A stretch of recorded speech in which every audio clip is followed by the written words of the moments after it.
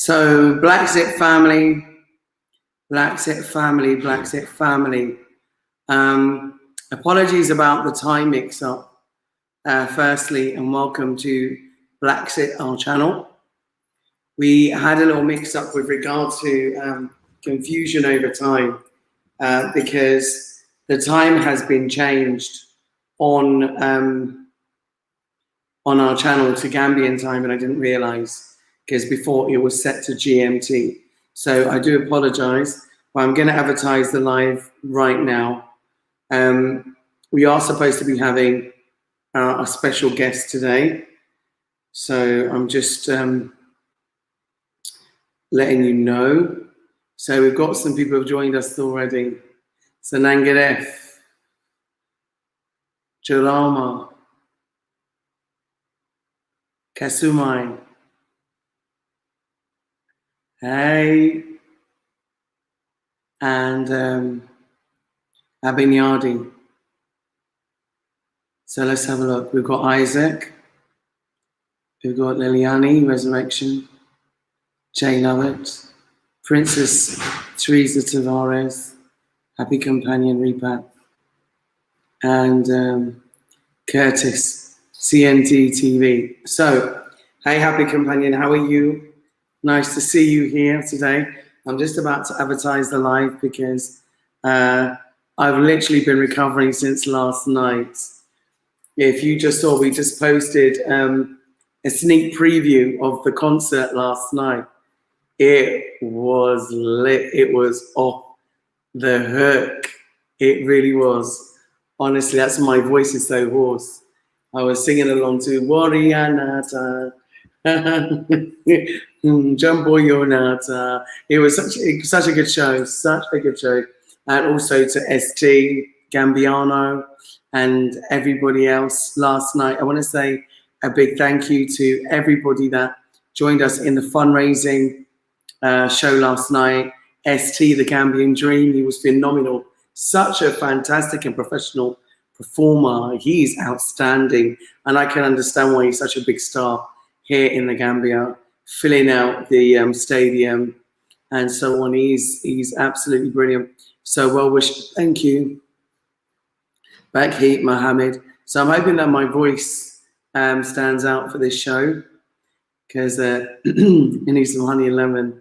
I might beg my lovely brother to get me some. So anyway, I want to give you an update with what's been going on with Blaxit as well. I've got some exclusives for you. So hi, Bijinois, and hi, Happy Companion. You can join me on today's show. Obviously, a lot has been going on. We had African Liberation Day. That was an amazing event, which Blaxit sponsored on behalf of the University of the Gambia. And also, we had the Transatlantic Slave Trade Homecomers Symposium, which was last week Sunday. And then last night, I know you must think I'm a glutton for punishment. And last night we had the fundraising concert for Jambor School, which is in the lovely, lovely village of Jambor.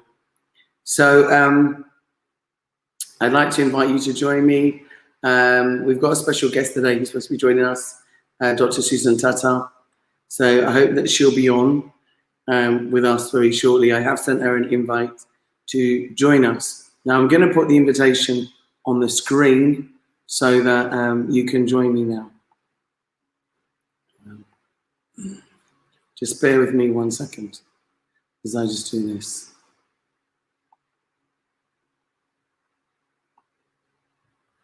Oh, paste it in the wrong place. Sorry about this. Paste. Yay, I've done it. Okay. So exciting news, exciting news. There's been so much progress. So much progress has happened. Adrian's popped off somewhere, but I hope he joins me. A lot of progress has happened. So Johnny said she's just finished the Pan African Daily TV show. Okay, so she'll probably be joining us shortly. let me start with the good news, the great news of what's been happening. Now, the automatic citizenship campaign, as you know, has been gaining momentum, and it has gained a lot of momentum as a part of our campaign to share information really about who we are, and especially who we are at the moment as Africans coming back home. And that's what we are, we're homecomers. And so I know a lot of people might say, oh, you repat, expat, whatever. I see myself as a homecomer, and because this is our home, and there are a lot of aspects to that, and I want to talk to that actually today, but not at the moment right now. I want to talk to Pan Africanism, because one of the core sentiments and tenements of Pan Africanism has to be that all-important return back to the motherland. And so if you're not pro that, then are you Pan-African? That's the question. And I want you to join me as well to discuss this very important topic. So basically, let's give you the updates. At the Transatlantic Slave Trade Pan-African Symposium last week, we were really fortunate that we invited 39 members of the House, some of which were in South Africa for the Pan-African Parliament, and some of them were abroad in different places as well. And some had personal issues and weren't able to attend. But out of the 39, I think, that were invited, 28 attended, which was remarkable to have 28 lawmakers in one room.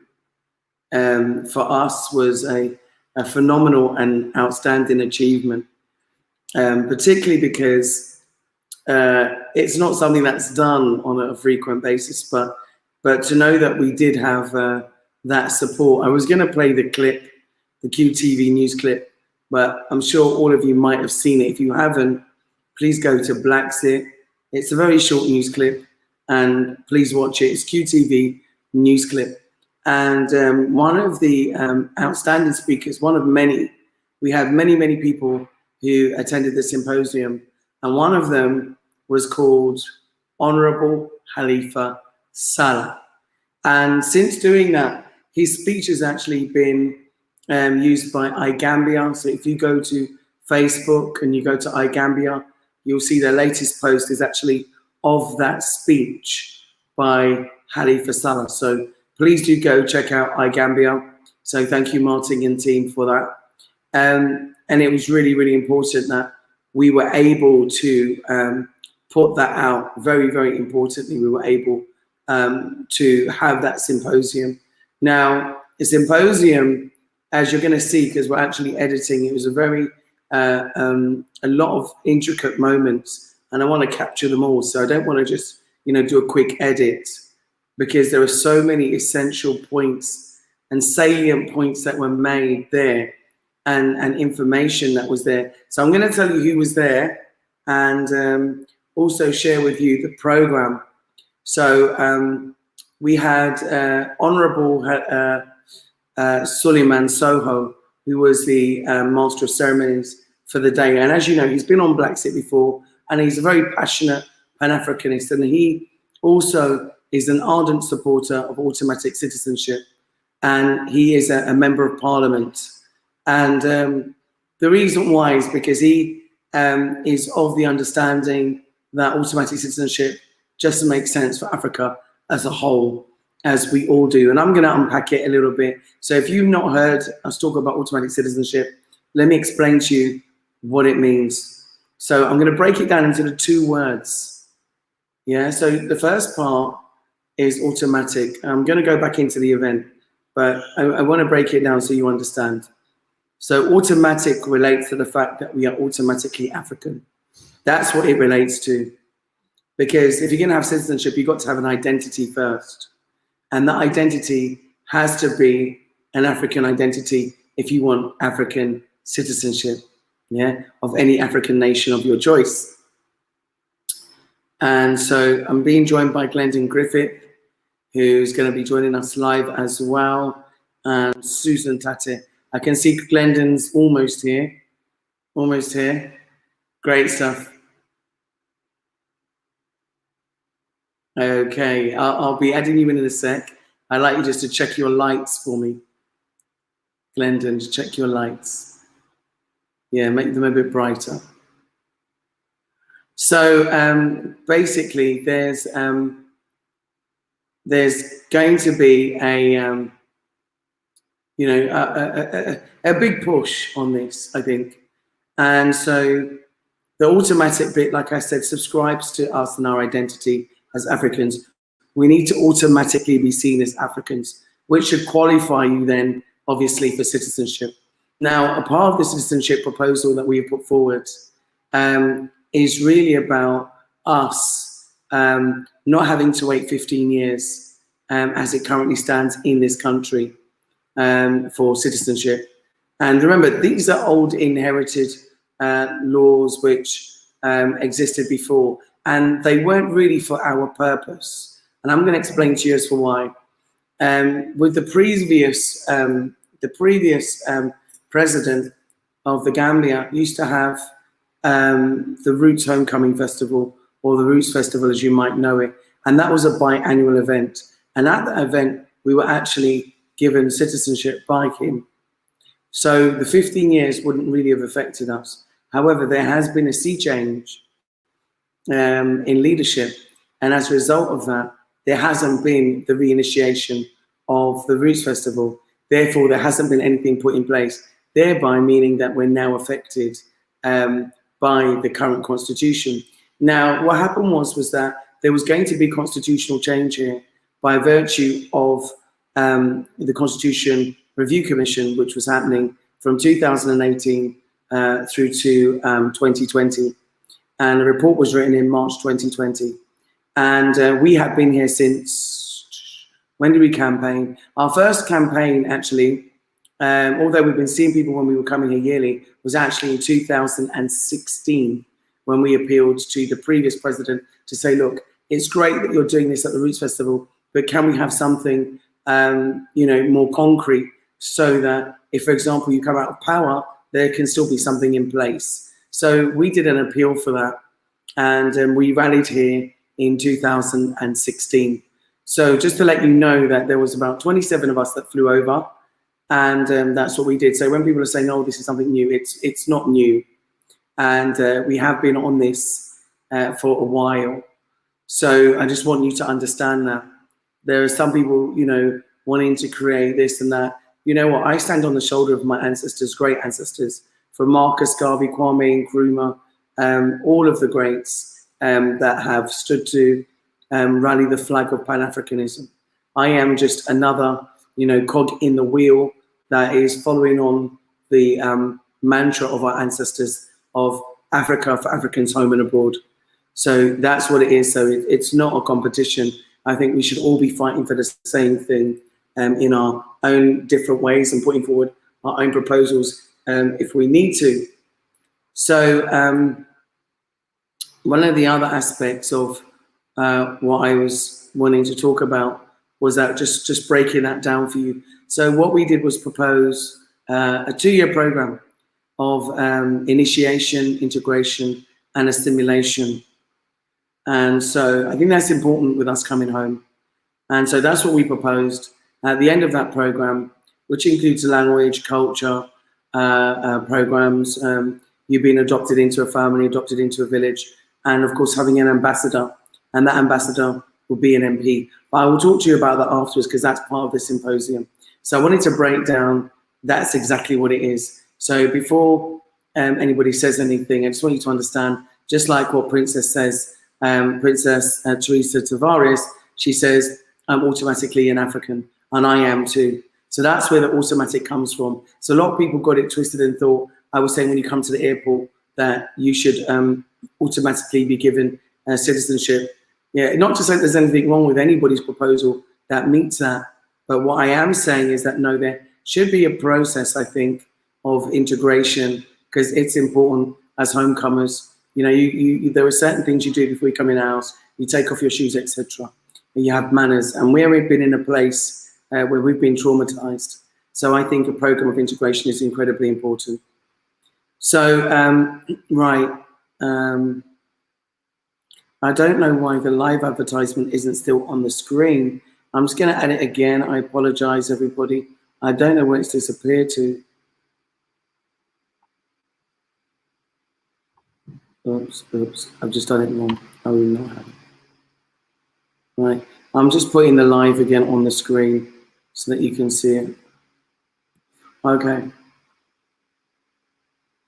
And, you know, don't think that it's been an easy road for us on the automatic citizenship campaign.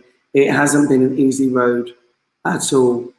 As you know, there are always going to be Asian provocateurs who are going to try and derail the progress and the process. And it has happened. And I have personally, you know, suffered as a result of this, but it's okay. You know, we'll keep moving forward. Yeah, we'll keep moving forward. And it's great because I feel I have your support and your love. And I hope that, you know, you do. I want to travel all over Africa. Of course I do. I'm an African, and so I feel welcome in every part of Africa. I've traveled to various other African countries before, and I'd like to do some more. As soon as this whole pandemic thing is over, I'm sure you'll be seeing me in other places very soon, especially during 6 weeks holiday, rainy season with Catherine. We'll go off to different nations. We'll go packing. Anyway, so I just wanted to make that clear to you. So I'm going to talk a little bit to the symposium. Glendon, I'd like you to rejoin me. I'm going to talk to the symposium. So the symposium was really the brainchild of myself and Dr. Malala and Adrian, Dr. Cambon, and so on, from a series of, if you like, interviews and conversations, and also having a look at their previous model, and also some ideas I got from Sierra Leone as well. And so the Homecomers Symposium, it's like the Transatlantic Slave Trade Homecomers Symposium, was really about sharing information, firstly about automatic citizenship, but also about our past, which is very, very important to why we're here. It is the connector as to why we're here. So we have various speakers talking to that. So we started off with Honorable Suleiman Saho, who was doing the introductions. Glenda was also there, and many others. And I want to thank everybody that helped us with the organization, including security, etc. And then we had a brief introduction on automatic citizenship, which I just did to you. I also did that on the symposium. And also we had Adrian, who introduced about Blaxit and Council of African Descendants, abbreviated to CODE. And then we had numerous speakers. So I want to just talk to you about the speakers. We had some really, really well seasoned speakers who came and who knew their subjects. And it's important that I want to give them credit here. Today it's important. We had Priest Janaya, who spoke about the transatlantic slave trade, and also the essential talk about repatriation and reparations as a Boba Dread priest. And as you know, the Rastafarian movement and Boba Dreads, and I'm going to give a shout out to McConnell Sankofa and his book about Rastafarianism, basically has been a very important part of the call, the clarion call for us to come back home to Africa. And many artists have done that, including Bob Marley, Peter Tosh, and many, many others have all called us back home. Marcia Griffiths, lots and lots of artists. And so it was really good that he did that intro. The other aspect of the day, as it continued, was that we had some guest speakers. So the guest speakers that we had was Professor Saho, yeah? So his name is Professor or Doctor Balasaho from Oklahoma University, who flew in to the Gambia to give a presentation. So I want to thank him. It was such a special moment, that fact that he was even here to give that presentation. And he spoke about prominent Gambians who had left through the transatlantic slave trade and had played prominent roles in where they were enslaved. And they included a lady called Phyllis Wheatley, who actually wrote a book, who was Gambian, talked about Dottie Bookman. He talked about so many others. He did a presentation show, and that was amazing. So that was excellent. We also had a presentation by Honorable Khalifa Saleh, which obviously, you know, his words rebound and redound the world. And so he was totally powerful and amazing. And, you know, he brings everything to earth. He brings things to a level where he said it's our birthright. It's just your birthright. Yeah, you are African, it's your birthright. But when we come, we must come and build Africa. That was his message, and that was really powerful. We had Dr. Perry Stanislas, who done an excellent presentation about the disbursement and displacement of us as Africans around the globe via the transatlantic slave trade. It was excellent. In fact, you know what? Both of their presentations were outstanding, I've got to say. We also had a human rights activist who is an ardent orator, excellent speaker, and he did a phenomenal presentation. And he was brilliant. And his name was Madi Giobati, sorry. Madi Giobati, and he was brilliant. And he spoke about it in I think in terms of an activist for human rights, it is our human right to return, and that no one should deny us. And that was really, really powerful. And he spoke to that with integrity and honesty, and it was really down to earth. He was phenomenal. We had another speaker whose name was Nyang Njai, and he's an economist. And so he spoke about the economy of people who are returning home, homecomers, what we contribute to the economy and the benefits that can be derived as a result of our return. And he was excellent. I've got to, you know, take my hat off to him. He was superb in terms of what he had to say. And he made it a very plain case about the benefits, and not only the intellectual capital, not only the financial capital, but the contributions that we can make together as Gambians coming together as a whole. So, and as Africans being one, he also spoke to the fact that, you know, we should have one passport for the whole of Africa, one currency, and, you know, one real free trade really running effectively through Africa. So that was really powerful. That was really good. And he also spoke to us really owning our African identity. After him, there was a young man called Tony Mendy, who I'm going to applaud because he's very young, and he is already the president of PANASA. You might have seen him on the news clip that I put up about African Liberation Day. So he spoke very, very passionately about Pan Africanism from a youth perspective and educational perspective, on why it's important for it to be put into the education system. But he also spoke to the private members bill, which was very important because he also works in the National Assembly. And so he spoke about the clauses, he spoke about the president's prerogative and protocol that he has in granting citizenship. He spoke about the passage of the private members bill and the processes. So that was really, really good that he did that. I want to say thank you to London Migration in Ghana. I appreciate your compliment. Yes, so that was that. There was also some other speakers that was there who spoke about trying to think if I've missed anybody out. You're going to ask me, where were all the ladies on the lineup? Actually, there was supposed to be another lady on the lineup, but unfortunately she wasn't able to attend. So yeah, it was me, myself, and I representing the ladies. But, you know, I think I did quite well. We had a question and answer session, and we had some really interesting questions that we needed to answer. Some were a little bit, you know, I felt were a little bit controversial, but still needed to be answered. And I think we answered them really well. So on the whole, the panel was great.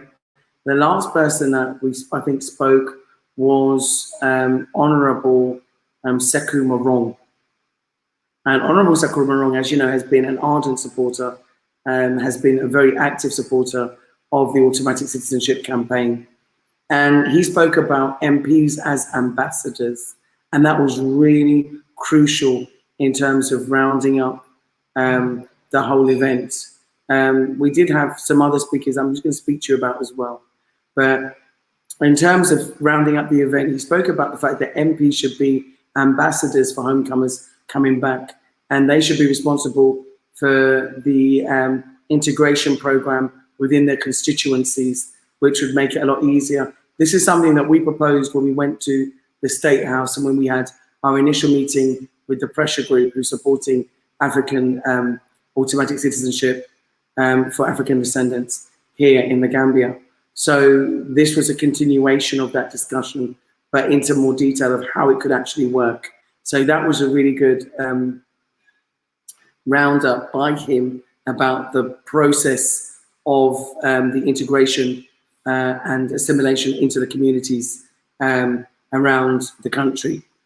So we also had a wonderful, wonderful and powerful speech by Alcalo Fai of Bussorah.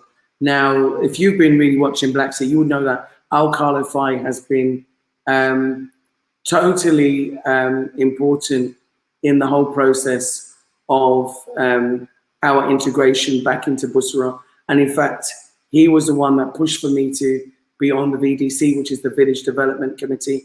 And also, he's the person that also brought on our first head Kabilo, who is African descendant.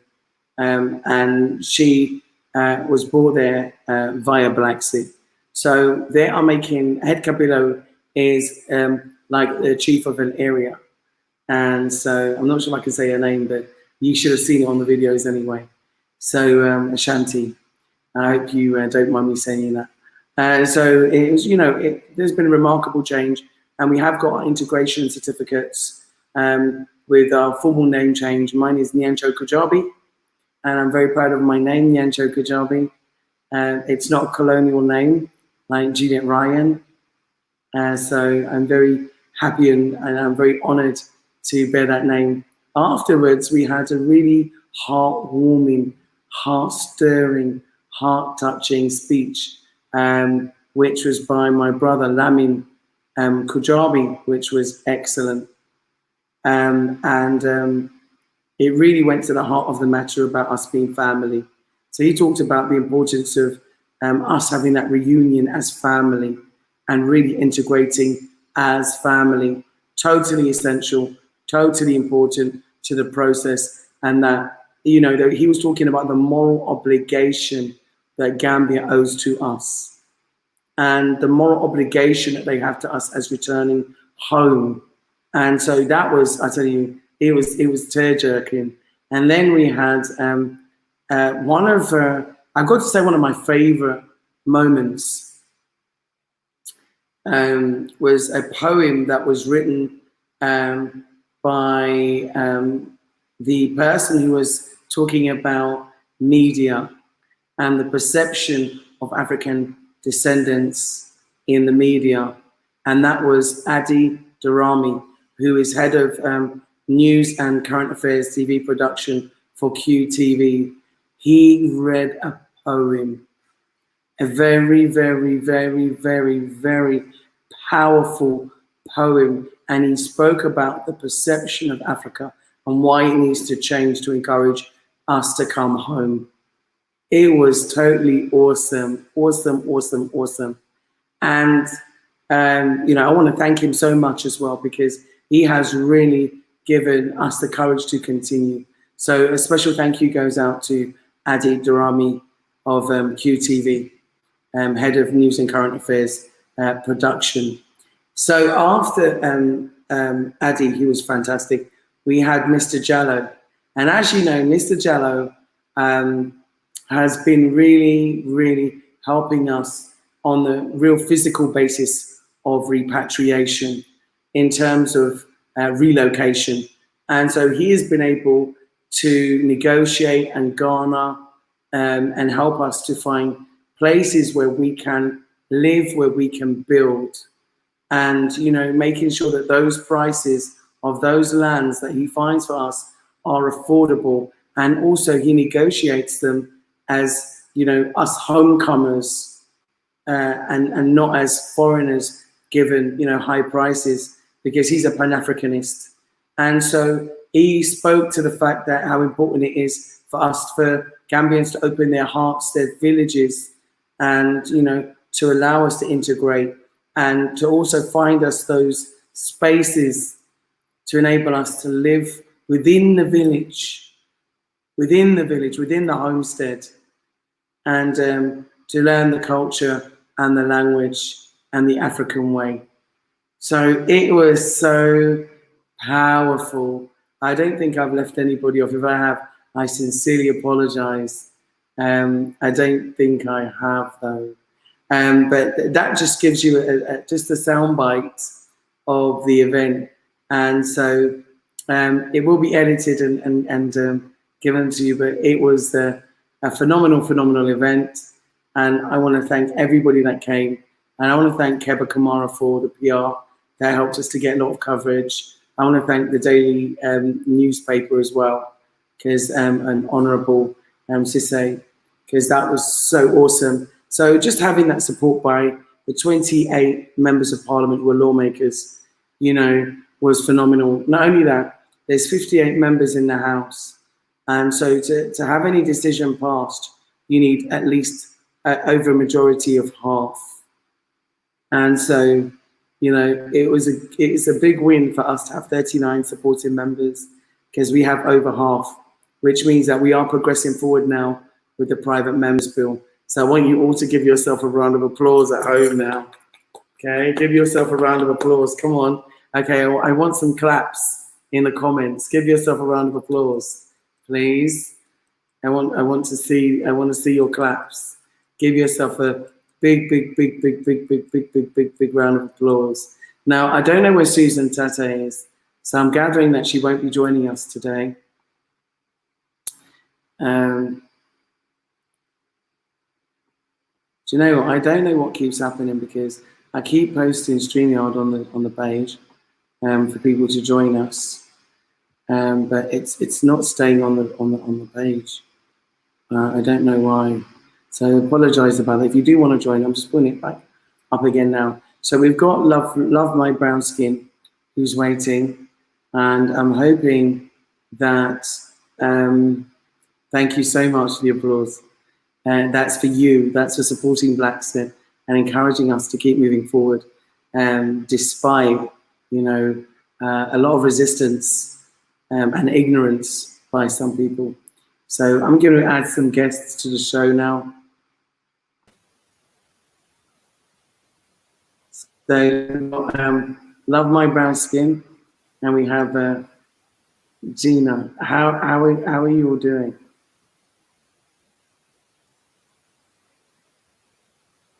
Can you hear me? You can't hear me. Okay, let's see why. I can hear you now. Love My Brown Skin, can you hear me?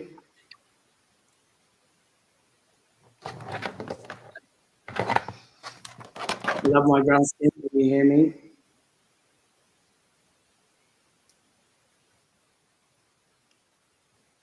I don't think she can hear me, but I want to thank ST for supporting Blaxit.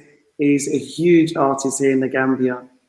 And actually one of my favorite albums is Gambiana, which is his album. So, You can't imagine last night, Gina, I was jumping on that stage. I can imagine. I wish you were here. I really wish you were here. It was I can't fantastic. wait to be there. You will be soon, don't worry. It's just a matter of time.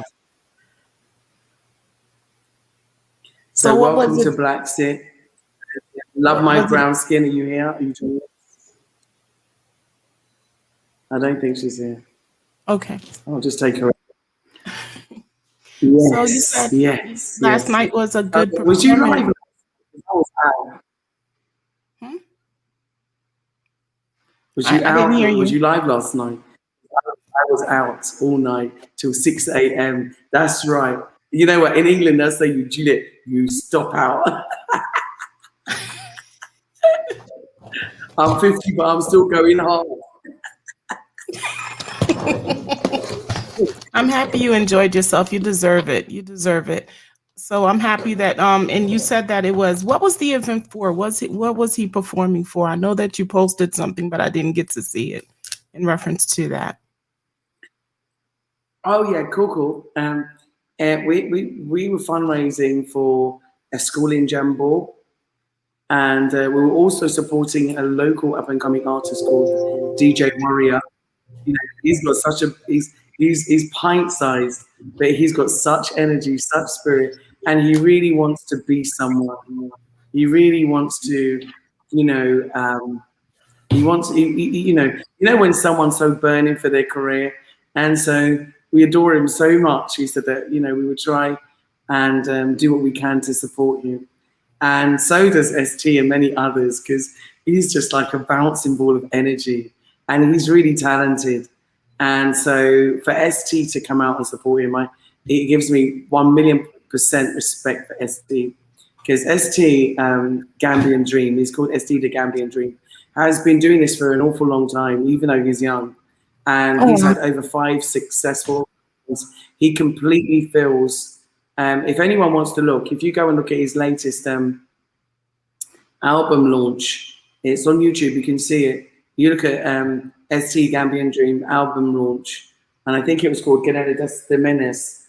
Let me have a look. I'm not very good with the old accent, yeah. so I might be saying it completely wrong.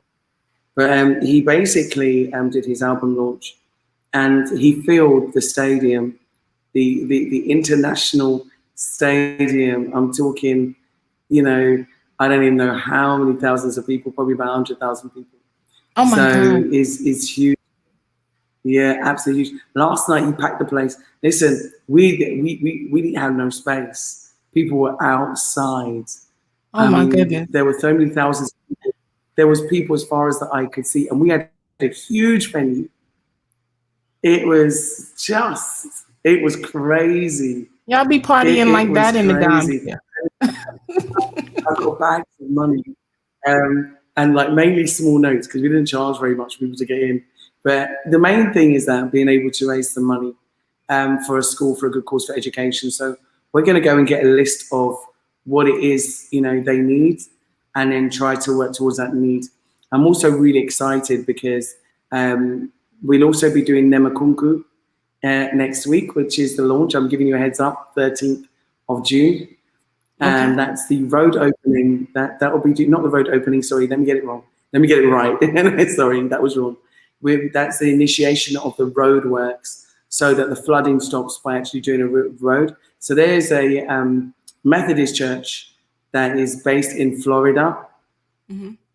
I will get all the information and share it on an exclusive program.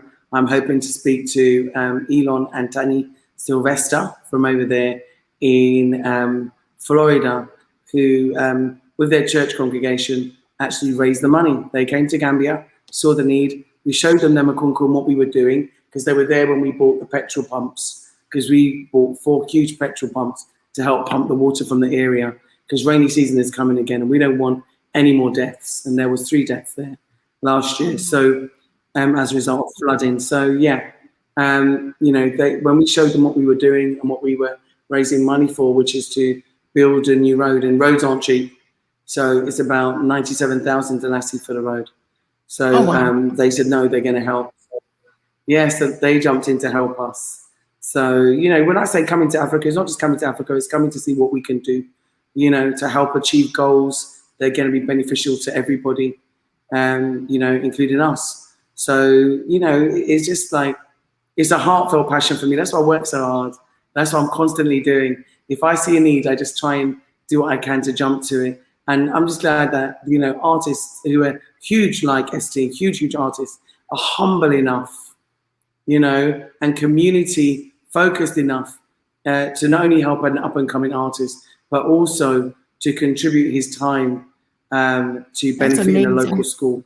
So That's amazing. you know, I'm bouncing off the walls. I still got energy tingling off my hands. Like, it was so awesome. I think that was the bass though. My head's got like sympathitis, or we call it, the ringing in your ears. I was on Doing stage that till with the 6 o'clock in speakers. the Like, morning, though.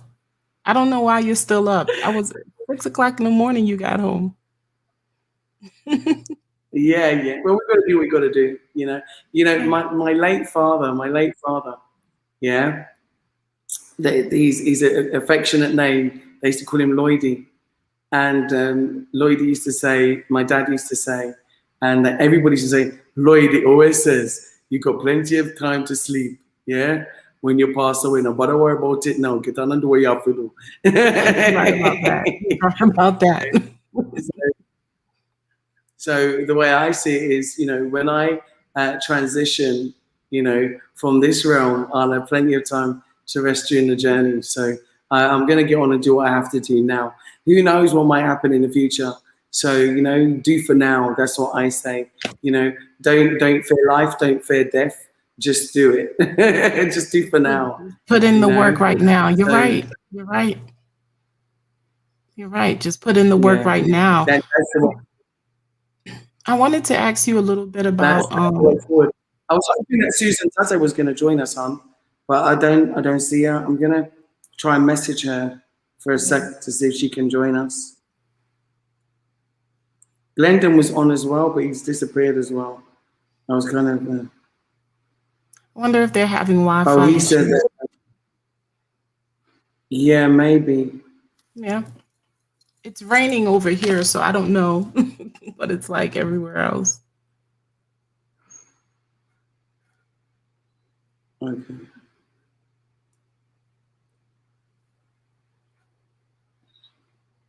No, it's not here. It's lovely. It was a lovely day here.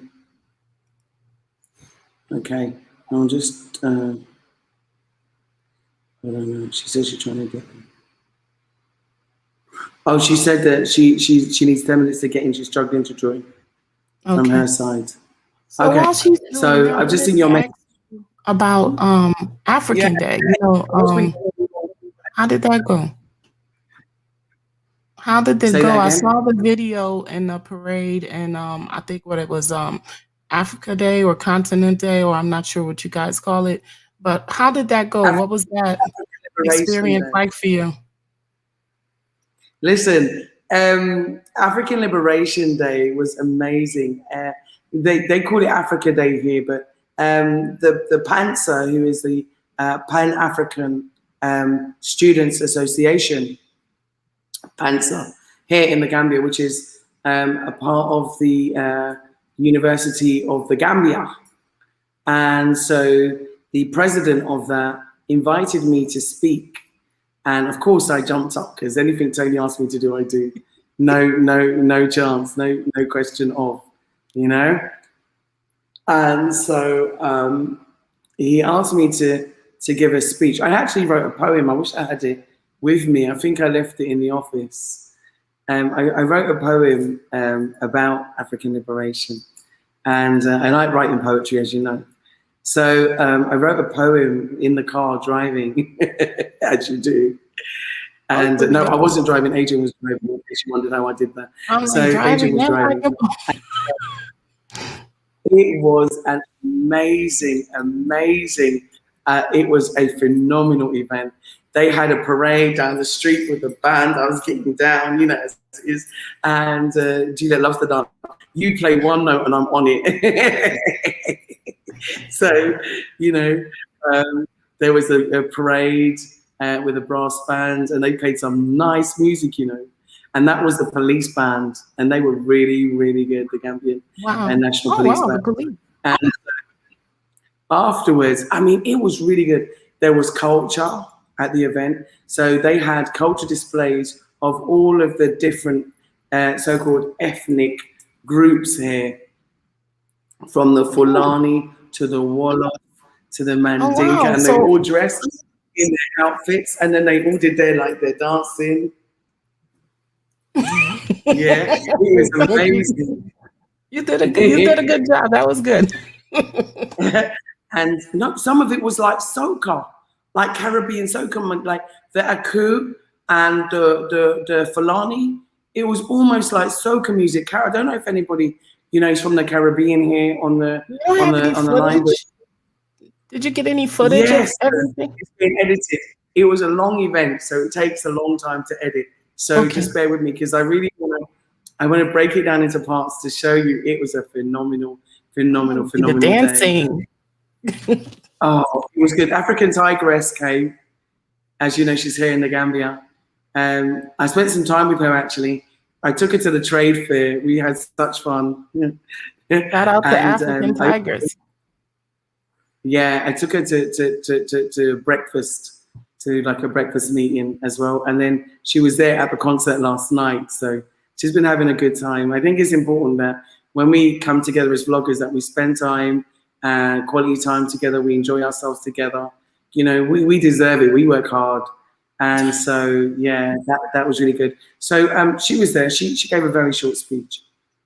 Oh, wow. I think Kojo was. So Kojo, I'll bring you in a sec. And so there was speakers, and one of them was actually one of the speakers that was at our event as well. In fact, I asked him to join us on that event. He was so powerful. And that was Madi Jirabati, the human, I keep saying, I don't know why I keep getting stuck on that word, is an activist, human rights activist. Okay. And he gave a really, really powerful speech. Nyang Najai, the economist, he was there. He gave a really, really powerful speech. Also, one of the presidents of the student body of the Students' Union gave a really powerful speech. There was myself as well. You know, I always kick off as usual. And, you know, I gave a contribution. And actually, the president also gave a really powerful contribution. Okay. And so it was a really good program, really, really good program. And the culture in between really just like running off the music. It was very well organized. The MC, Amy, she was really, really good. And then there was presentations by the schools, you know, by the young people about African Liberation Day means to them. Mm-hmm. It was outstanding. It was outstanding. And if that's what African Liberation Day is in Africa, there is hope for us all. It was powerful. I've had the most, I think, powerful, let's say, how many few weeks has been completely awesome in terms of bringing things forward. I think before that, I was like, if you notice, we were kind of firefighting and having to deal with gaslighting and so many other issues. And you know, I realized, you know what, Juliet? You know, I talk to myself sometimes, you know, Nyanjo, I call myself both Nyanjo and Juliet interchangeably. And I say to myself, when you do this, yeah, your thumb is always pointing back at you. Exactly. Yeah, your thumb is always pointing back at you. So what are you gonna do? Yeah, what are you gonna do? And I said to myself, hell, it's time for us to up the ante. Yes. It's, you know, that's an English statement. Sorry, it's time for us to, you know, increase the workflow. It's time for us to go in and put more intellect into what we're doing, share more information about what we're doing, and have more influence. Because I learned, you know, some really good information about some of the people as well. And that's why I said, you know, I put some intellect into it, which means sometimes for me, intel, doing investigation, And so one of the people that I wanted to investigate, that I found out a lot of information about, was a lady called Elizabeth. I'm coming to you, Kojo. I can see you there waiting. Was a lady called Elizabeth. You probably know her by a different name. She's a Gambian vlogger, but I know her real name, and her real name is Elizabeth. I'm not going to expose her vlogging identity, but her real name is Elizabeth. And I learned that Elizabeth's father, because she was a bit of a, I'm not sure if she was pro automatic citizenship, but she kind of hosted people that weren't, and invited me onto her show, which I found out later because I didn't see any email. So I didn't actually see the email. So when people thought I was avoiding going onto Elizabeth's show, I wasn't avoiding going onto Elizabeth's show. I just didn't actually see the email. I have a phenomenal amount of emails and texts. I can imagine. I could imagine. If I was to show people my WhatsApp right now, right, of messages, and you wonder why I don't get back to everybody, I'm going to show you right now what my WhatsApp really looks like, right?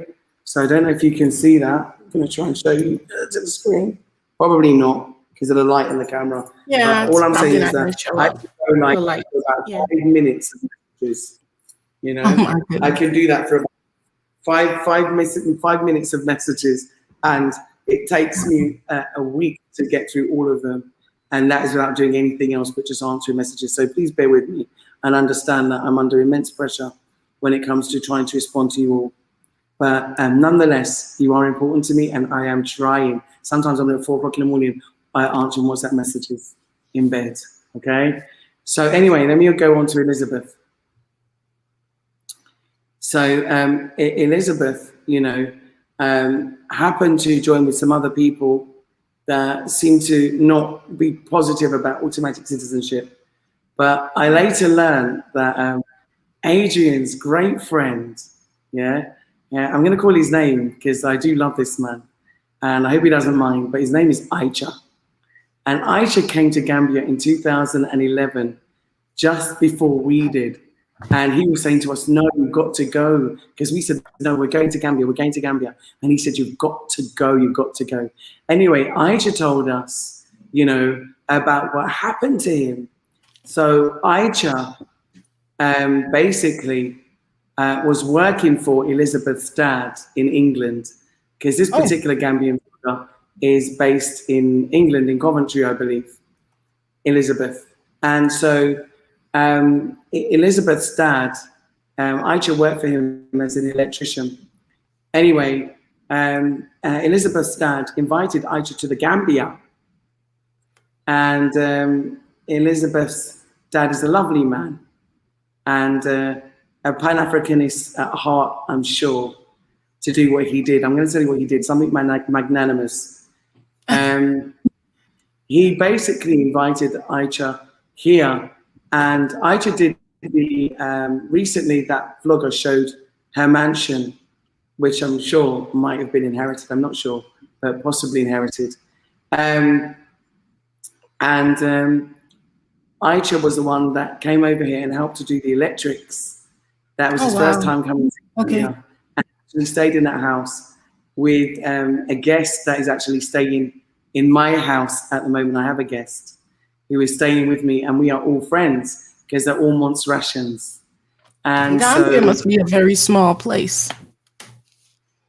Indeed. Everybody seems to know everybody. And so Aicha was very disappointed and disheartened when he saw, you know, his friend's daughter espouting what she was saying about automatic citizenship, because not only had her father welcomed him and brought him to Africa, but also ensured that he could get a piece of land here in the Gambia. And this is why I say that for certain people, what they're doing is questionable, because it just doesn't make any sense. And it also, you know, swings in the face of the legacy of their father. And so, you know, Aicha, you know, was ardent, saying that, you know, her dad is the example that it should be followed for us all. He made him feel welcome. And then he was actually the first one out of all of us to be adopted into a family, because Elizabeth's dad actually adopted him into her family, Oh, wow. into family. So Elizabeth's dad adopted Aisha into Elizabeth's family. That was So when people are talking against automatic citizenship, they should realize the world is a very small place. And Aisha is one of Adrian's best friends. wow. Wow. So You that's never the reason know. why You never know. that's why I didn't get embroiled in any back and forth debate, because family, there's always a backstory, and you've got to exclusively hear first. Okay? You know me by my name. It is my real name. I am genuine. I am authentic. And I'm here for you. I am here for our progress. I am here for our future and the future of our children and future generations moving on. No one knows how long they're going to be here.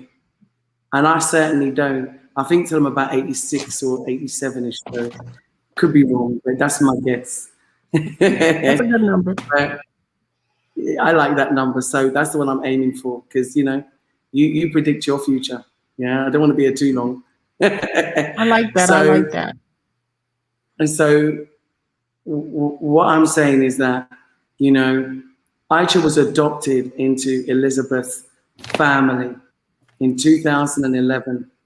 So when people are coming to talk about, you know, having any issues around automatic citizenship, you know, they need to look to the example of their fathers and remember, you know, what their fathers have done.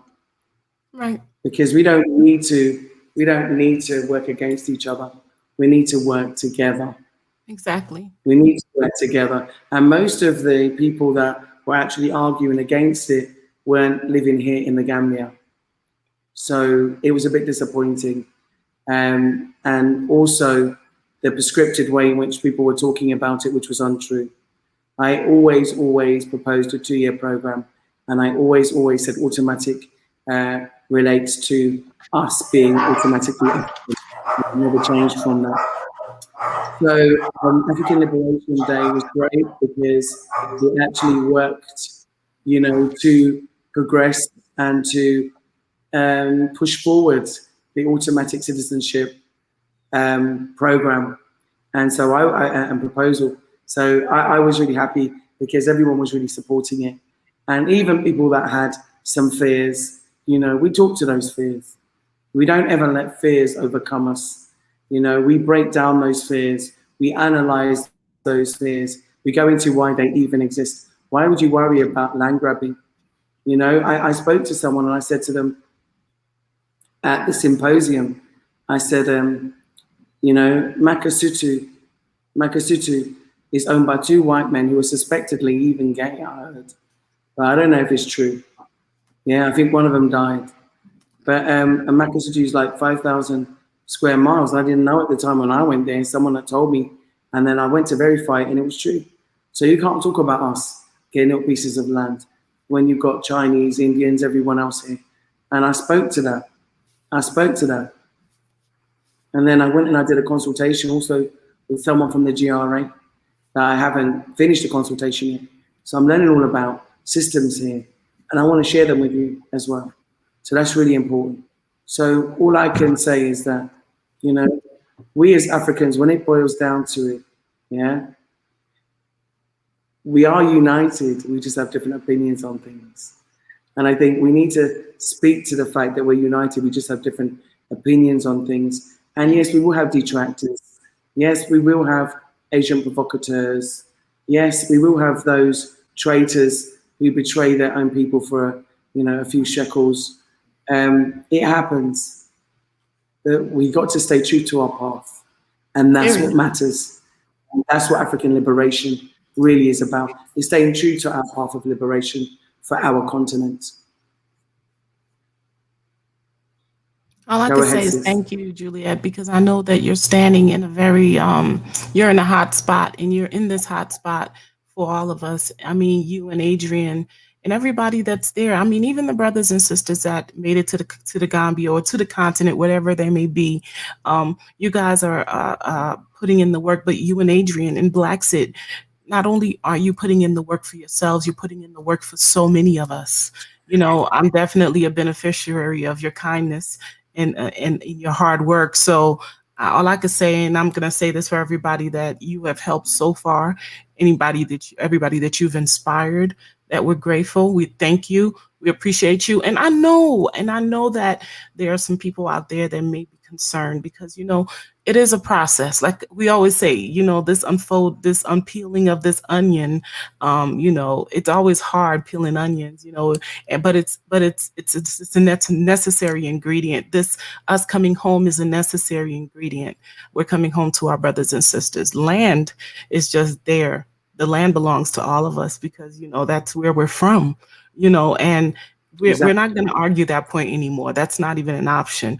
What we want to what I want to say, and what I know that you've been saying to us since the very beginning, is come back home to our family, come back home to our people, and how lovely that they are. So that's what I'm looking forward to, and I know that whatever happens is that you're not alone, and we appreciate you, we support you, and I know that loads of Gambians do too. So keep doing what you guys are doing. We appreciate you.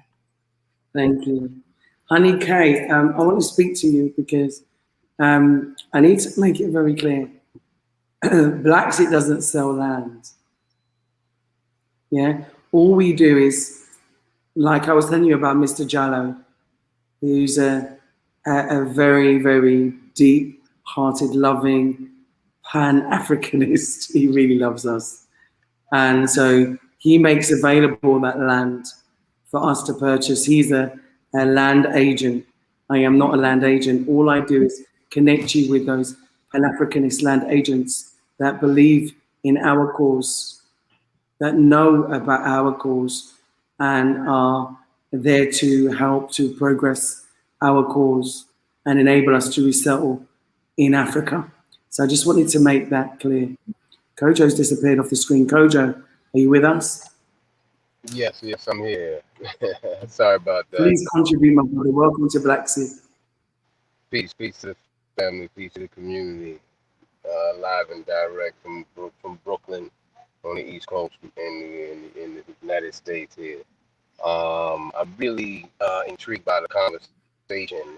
I'm new to the space, to your channel, to what I'm hearing on the work. I believe I've seen Blaxit in terms of some of your posts on social media, but I've never really got a chance to really hear full dialogue. So I'm really inspired by what I'm hearing, and I wanted to jump on, and I was trying to actually encourage my wife to jump on as well because I wanted to make you aware that we're going to be making a trip to the Gambia and Senegal pretty soon. Yes, and so we're this will be our inaugural trip as a travel touring company uh, centered around African culture, history, and empowerment, repatriation, and economic development. Um, so we're based here in New York and New Jersey. We're bringing a small group. We'll be bringing a small group. We so far as the plan is, we'll be coming into landing in Dakar, coming into the Gambia for a few days, and then returning back to Dakar to continue our tour and uh, touching down on the land. I have not been to Senegal or the Gambia, so this would be a treat for me. I wanted to bring that across to the community, to you, and to actually try to see if we can tap in, and connect with you guys and with the work you're doing as Pan Africans. Because I am, and my family and community that we'll be bringing, we are Pan African. That's Hello. I amazing. hope you guys. Oh, that That's is. fantastic. That's great That's news. amazing. That's great news. I'm so glad you're making the trip, you know, to come see. I wrote something today, right? You know, sometimes I wake up inspired. And after last night's show, I woke up inspired. And I wrote something. Where is it? I wrote something. I said that I write my little notes to myself. And today I wrote, the ancestors told me that you don't have to convince anyone of the truth. You only need to share information about facts that could make a difference. That was my guidance I woke up with this morning. And, Shay. That's you on know, point. just listening to what you said is probably where that message came from that I woke up with this morning, because hearing what you said, the fact that you're making a trip, your inaugural trip to come to Africa, you know, from New Jersey, shows us that I didn't have to convince you of the truth, but sharing information has made a difference in your life. And so I think that we all have a responsibility here today. Maybe that message was for me to put on a live, actually, because sometimes I keep my little journeys, my what I called other realmly journeys, or what you call dreams, you know, to myself. And you know, but this was guidance that was downloaded to me. And I'll say it again: the ancestors told me that you don't have to convince anyone of the truth. You only need to share information about facts that could make a difference. I That's agree. 100%. And there That you sounds have it. powerful.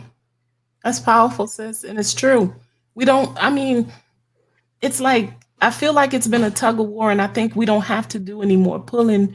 All we have to do is follow the blueprint that's already put out there. Just do the work. Everything else is gonna work out.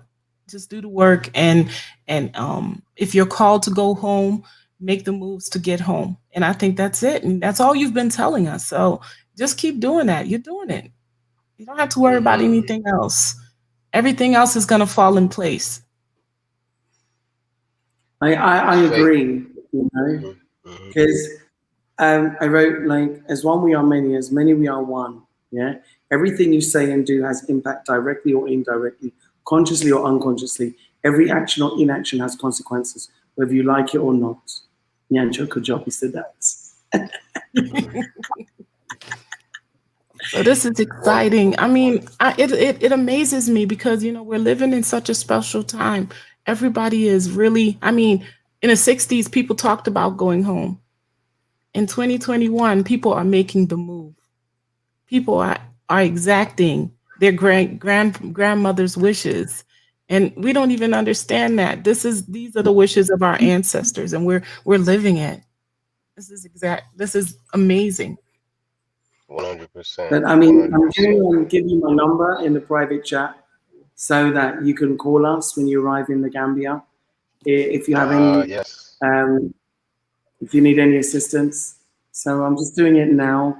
You're going to the private chat. Thanks. Okay.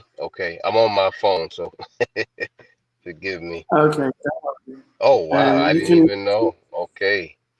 you can access the private chat from your phone. I'm just writing in the number.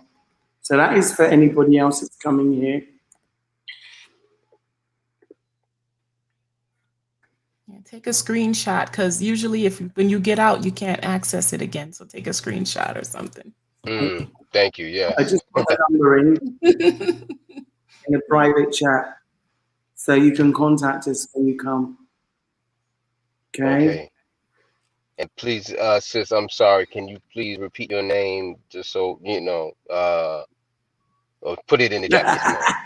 I got you. I got you Yeah, on that. I'll explain your name. It might be easier for you than Nyancho. Indeed. My Gambia name is Nyancho.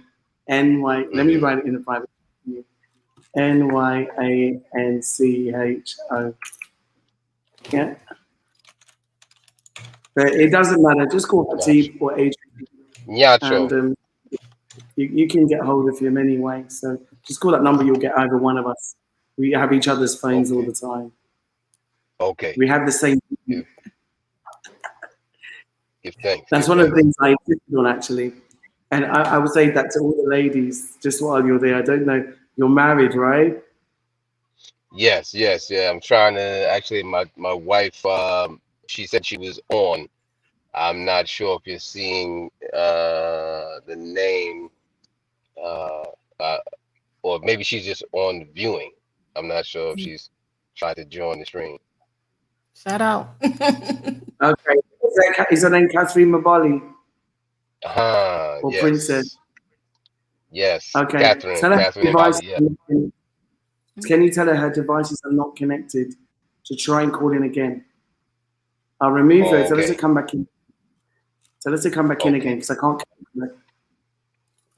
Okay. I'll invite a lady called Princess. Greetings, Princess. How are you today? Blaxit family, how are you? Oh, greetings, Princess. Can you hear me? Yeah, we listen. We are so honored to be here today, Awesome. even in these awesome times. I just really wanted to say that I would love if for all of us brothers and sisters to just remember that it's from the heart. It all starts from the heart. And we've all had that moment where we felt that attachment to Mama Africa.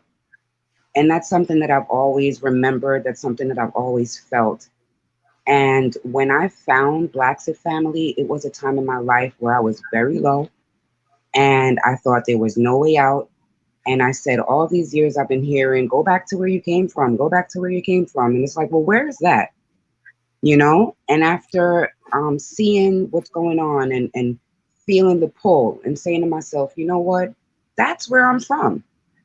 And you start to do research and you start to follow all these people and you start to realize, like, wait a minute, I am a queen. We've always been queens. We've never been anything less. And it's something that we need to always remember and follow our hearts. So I packed up everything. I haven't left yet because I haven't shipped my container, but that is in the making and I'm gone because there's nothing here to hang on to. What's here for me? You know what? You're so right. I mean, I came first in 2011, but I didn't ship my container until 2019. That's how long and hard it was to get out. I mean, I had responsibilities, don't get me wrong. Children, I had to make sure sorted, and, you know, I had to make sure my daughter had a house to live in, and my son was in university and so on. Because obviously, when you're coming from there, you've got technology, you had a life there. And obviously they're coming, they're leaving. So it's just a process. But I want them to leave with all the tools they've got in the kit box. Oh, let me go back to comments. I see there's 12 comments. Sorry about that, family. And so, you know, we need to pack our containers, so to speak. And we do need to leave because the situation here is that, yes, there are things that you will, you know, grow accustomed to that is different to what you know. One of the things that you must have is patience. No patience, no growth, no development. No progress. I'm going to say that again and again and again because I've had some people here that have really hit, you know, what I call frustration at all-time low because they want everything now. They want everything. We have to get out of that the Western mentality. World. And that's another thing. We have to mentally prepare ourselves. It's just the way of the Western world. That's exactly what I was saying. That's why the 2-year program is so important because we need to adapt. We need to go back into what I call nature's flow. Yeah? And because we've been out of nature's flow so long, we can't even get used to silence. Silence is even deafening. And so we can't get used to nature, even the sounds of nature. We can't get used to just sitting down and just, you know, waiting for a mango to drop out the tree. Yes, being one. And then sitting down with a whole bowl of mangoes all one afternoon, not doing anything but eating mangoes. You don't even understand. That to me is paradise. Yes. And you know, don't get me wrong, I'm really busy, but I still take time for my mango, what I call my mango time. And it's mango season right now, so believe you me, Gina can't wait. You see me here, I'm sitting here trying to hold back. Like, she better get me my mango tree. You see me holding back. I'm gonna get you a mango tree, I promise you. Yeah, even if I have to go and plant it myself. Yeah. So, but what I'm trying to say is that the pace of life in Africa is more evenly keeled.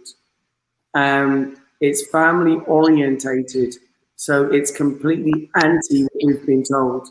Our life in the West has been completely work orientated. I've heard people say, oh, you know, in Africa, they don't have a great work ethic. No, what it is that we don't have a home ethic. We don't have a family ethic. We don't prioritize the smaller things. We look at how we're going to survive, how is the world going to happen without us working, you know, without paying those bills, paying that rent, you know. But here you go to family compounds where people support each other and live together. So that's a novel concept to us, in the sense that most of us individually, and Gina, you live on your own, right? You're not in your family compound. Princess, I take it, you might live on your own, you know, not in your family compound with your extended family. And Kojo, I take it, you probably live on your own with your immediate family and not your extended family. Now, am I right? So was I. I was living in. So we all have been living in silos. So when you go into an environment where, you know, your grandmother has a house in the compound, your you know, your grandfather has a house in the compound, and your brothers and sisters have got houses in the compound, and the compound is like 200 by 300 square meters with farmland. Yeah, you're like, whoa. And sometimes in some of the compounds, they have their own restaurants. They have it's amazing. Like I went to one, right, that was mind blowing. It had its own shop, it had its own everything, and the family had extended so much. It was like a little village in one compound, and I love it. You know, some people were out playing, I think there's a game called Kagala. Some people were like playing chess. Others, you know, were just talking. People were playing drafts and like an African game. Some people, and it was phenomenal. It was mind blowing. And because you don't really experience that, or if you do, it's rich families. If you look at a lot of the established families, they do that. They're very, very wealthy, but not really us. We're all kind of sent on an individualistic basis to fend for ourselves. And so that is not it. So when you see, like, you know, you want to see a lawyer, the lawyer's in the family. You want to meet, oh, I think Catherine's here. Yeah. You want to meet a lawyer, the lawyer's in the family. You want to, you know, go and get something else, and everything you need is in that family, and the family live even together. I went to also go and meet one of the mayors of KMC. His name is Talib, and when I went to go and meet Talib Benasuda, and his campaign headquarters was actually in one of his old family houses. There's a massive, massive house, but so you can imagine that, you know, what you gain stays. You have legacy. And so the whole pace of Africa is different. And the whole way of life is different. And the laughs, the belly laughs, the jokes, the hugs, the love, the sharing, the caring is different. You'll see, you know, women holding hands walking down the street, and it's got absolutely nothing to do with the kind of thing that you'll see in the West. It is a sisterly love. You'll see men holding hands. It's got nothing to do with anything or any alternative lifestyle. It is just brotherly love. And I had to get used to it because, like, you know, it takes time to get your head out of the conditioning that we've had of these alternative lifestyles that have been pushed upon us as natural. But I want to introduce right now Catherine Mabali, the beautiful wife of Kojo, to the show. How you doing, sis? I think she's frozen. Can't hear you.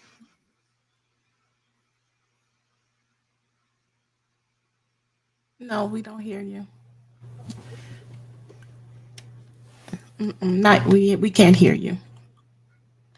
You have to unmute your mic.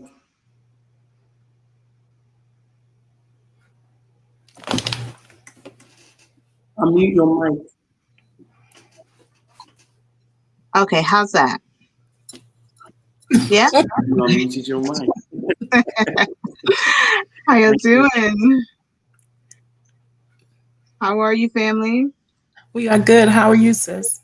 I'm well. A little tired, but I'm well. Well, congratulations. I hear you're about to hit the Gambia in the Senegal real soon. So, yes. Yeah, really excited for that. Yeah, Okay. and excited to make more partnerships, meet more family. I love the conversation that's happening. Sorry I jumped on so late. It was really powerful, but yeah, we're really excited to make this journey. And you said you're coming from New Jersey. What part of New Jersey? I was born in New Jersey. I was born in Newark. Oh, we're right next door. We're Okay. South Orange. Okay. Yeah, That's right awesome. around the corner, down the block. All right. And where are you all? Okay. It's like locking up, freezing. Okay. What I was gonna looks like she's are you frozen, Juliet? I wanted to ask you guys something. Why the Gambia and Senegal? Why did you choose those beautiful places to go on the continent? Yeah, so I visited Dakar in 2019. I went Okay. I was there with some friends, just to do some research. My background is I run an arts organization in Brooklyn. And so, just always just looking to dip my toe into, finding other artists, et cetera, and other artist communities. And so that was my goal in going. So reaching out to Kayinde Wiley's studio at Black Rock, and there's some other galleries to make connection with. So that's how I got connected there, and just fell in love. I absolutely fell in love with just the minute we got off the plane. Now, we first went to Morocco. We were in Casablanca. Loved it, but was ready to go to Dakar. And so when we landed in Dakar, just immediately just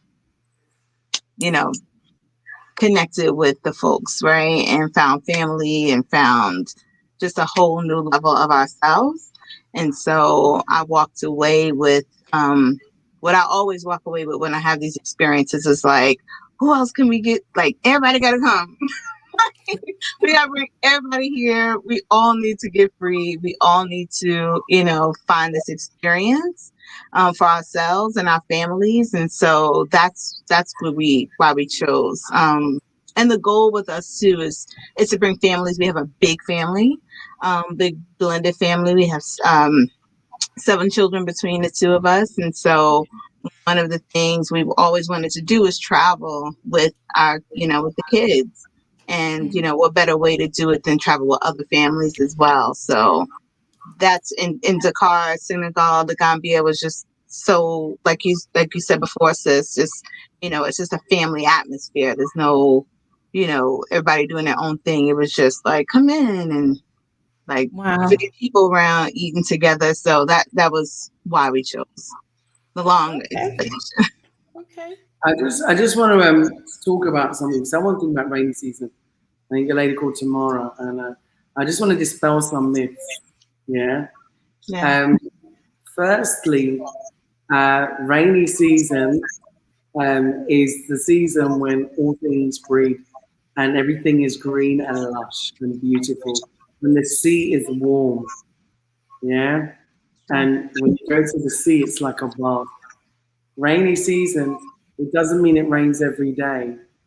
I don't know where people are under this impression from. It's like in England. Everybody knows it rains a lot in England, but you don't call it rainy season for the whole year.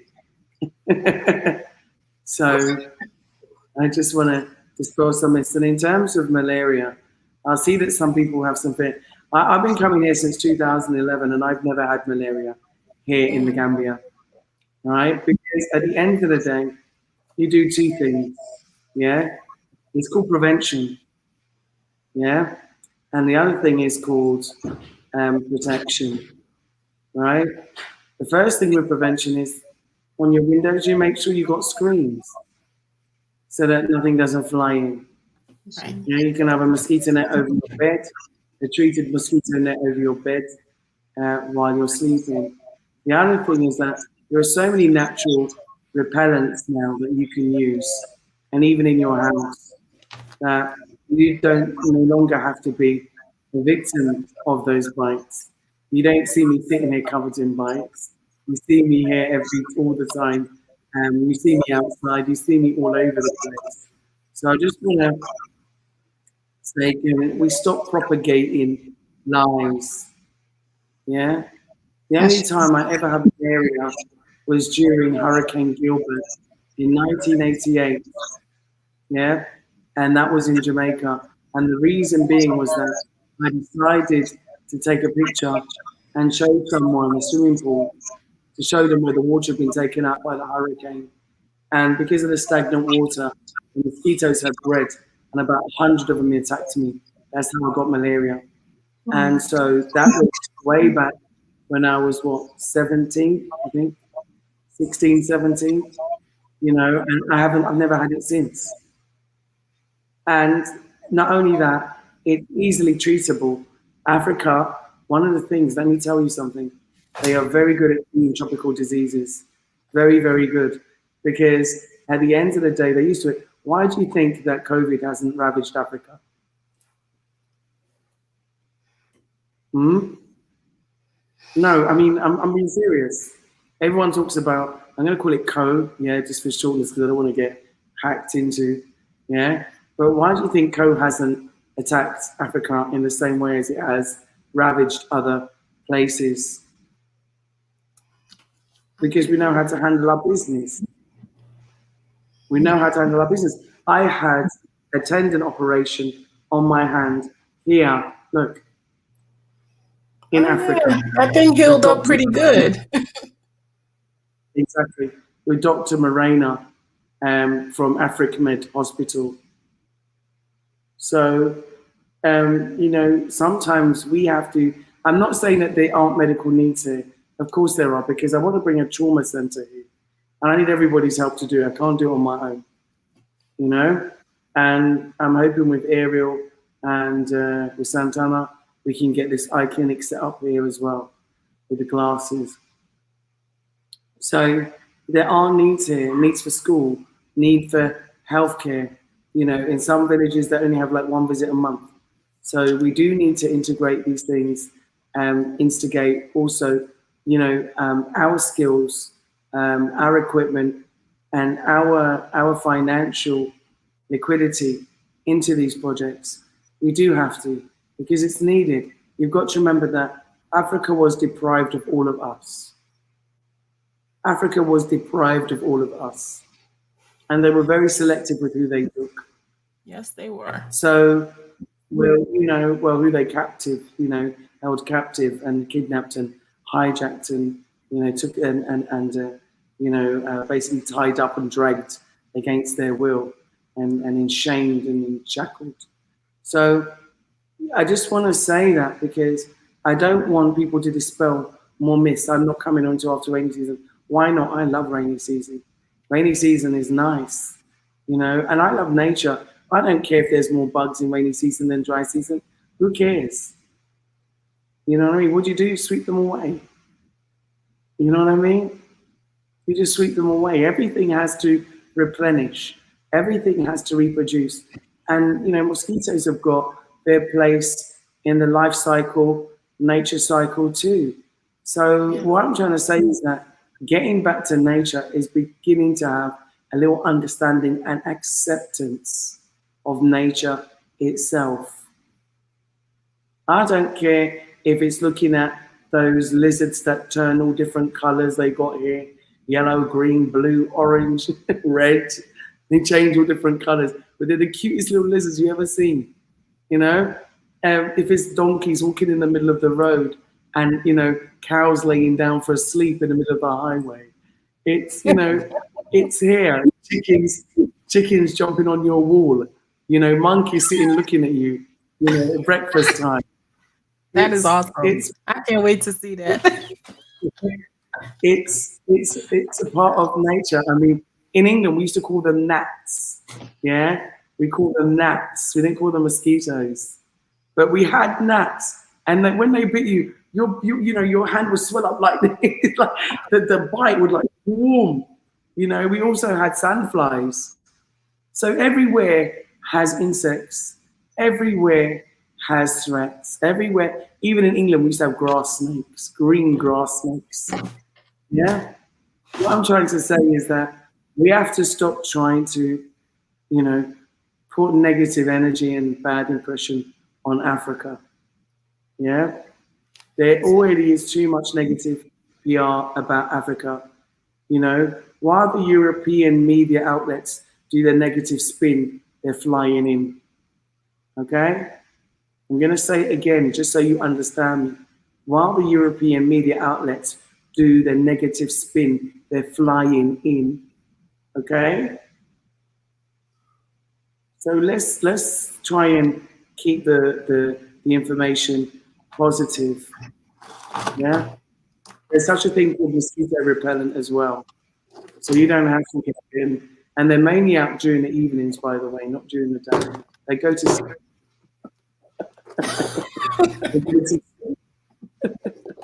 So anyway, I'm going to go to Rachel because Rachel's been waiting a while for a contribution.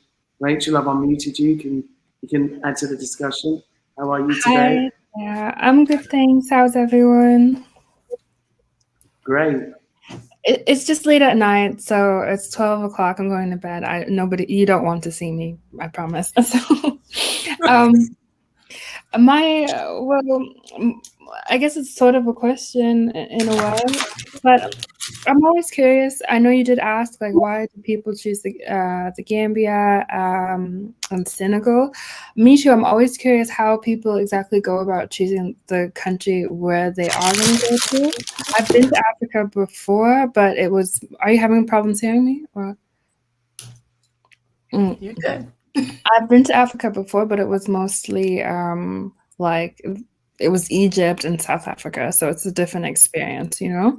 And I was really thinking of maybe spending 3 months in Dar es Salaam, Tanzania. But my problem is, if I'm moving to Africa, I want to own a property, you know. I want to have my own. I don't want to be like renting from like the third person in the hierarchy kind of and paying like 3 times as much.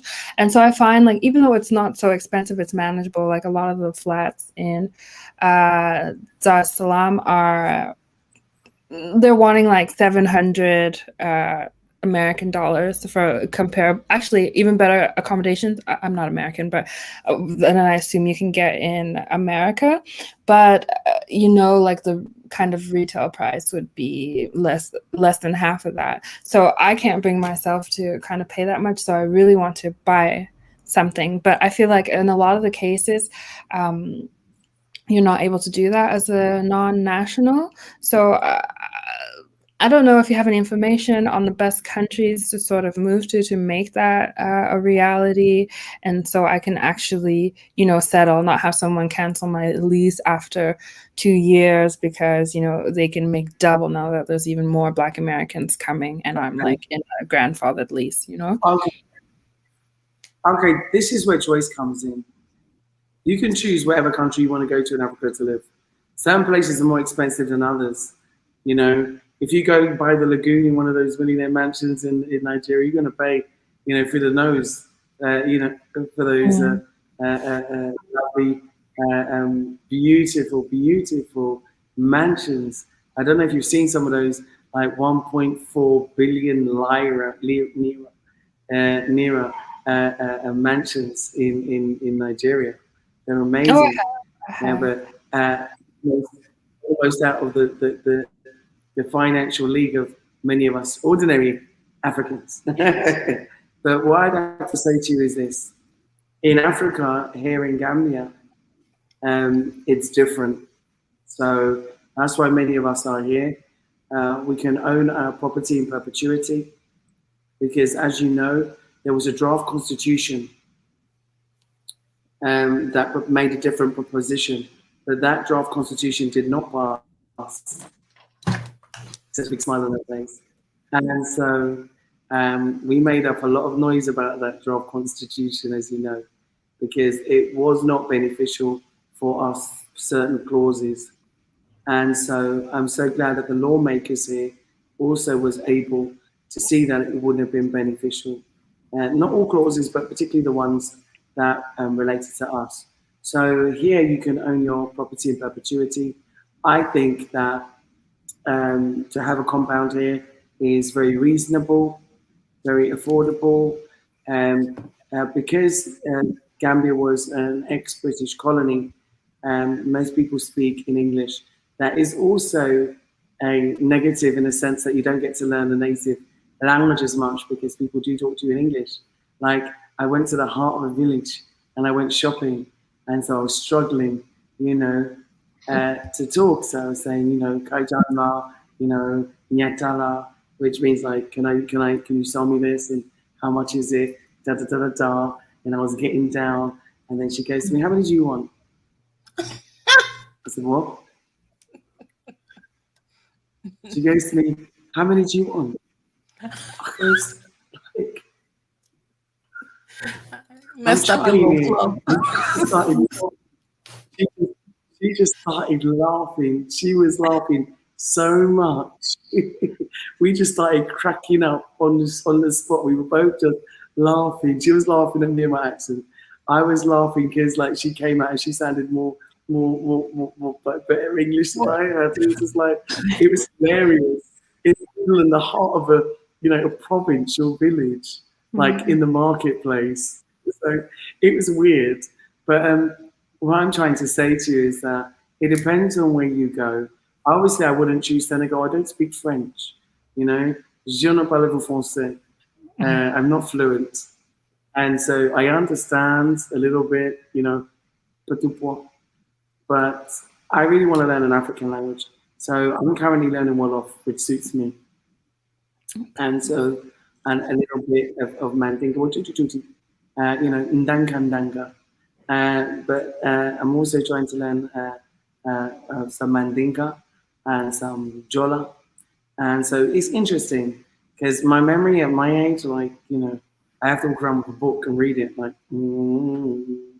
but it helps because you learn by repetition. And so what I've started to do is just copy what people say. So I'm like a little parrot. So if someone says something, I say, oh, imitate. So I learn to say, who's got dogs? Me.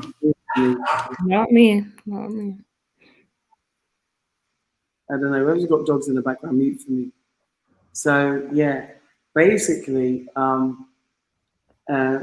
learned to say different things, but in terms of the cost of living here, it's very affordable. Obviously, cost of living is going up everywhere in the world on a daily basis. But for me, it's affordable. It's affordable to build here, which is very important. Obviously, I built my own home, and African Tigress has shown you the progress that we've been making on the house. And I got many phone calls about that. And so I haven't shown it on my own channel yet because I just haven't had a chance to do the filming. I'm actually doing it in speed progress so you can see how we did it. So I haven't had a chance to finish editing that yet because one of our editors is working on his own film series. So we're one editor down at the moment. But I'm really excited, to show you it. So what I want to say is that it depends on where you go. It depends on where you flow with. Obviously, I wanted to come to a more natural environment. I didn't want to come back into another London, although, you know, like I said, my daughter, she loves Nairobi. She absolutely loves Kenya. And so for her, she will fit right back into that kind of, you know, flow, the kind of feel, the city feel. I'm not a city girl. I'm a village girl. I should say lady. But I'm not saying I'm a girl anymore, I'm getting on. But although I still feel and act like a girl. But anyway, that's another story. The point I'm making is that I feel much more at home in a village and a slower pace of life. And so that's why Gambia suits me. It's affordable for us. It's economical for us. And it's doable for us. And the people here are lovely, absolutely lovely. Not to say that they're not lovely anywhere else. But I've traveled to a few countries, but this is the right fit for me. So I would suggest maybe traveling around and finding, hello, Mr. Ryan. Hello, Hati Kujabi. That's Adrian. Yeah, so find the right fit for you. We were coming here from 2011. We visited and we were so addicted that we kept coming back. I've been to Senegal. I've been to Sierra Leone. I've been to Mauritius. I've been to Tunisia. I've been to Morocco. I've been to Egypt. I've been to a few places. I can't remember them all, but I've traveled a bit. And yeah, Gambia was the right fit for me. I like Sierra Leone as well, but Gambia was definitely the right fit for me. I'm going to Ghana, and I probably like it there. But my thing is that why not go everywhere and get a piece of land and build a home if you can afford it? You know, if you can't afford it, but build a mud. Get a small piece of land and build a mud house. Get a little traditional one, get outdoor cooker, and you know, build as you go along. That's true.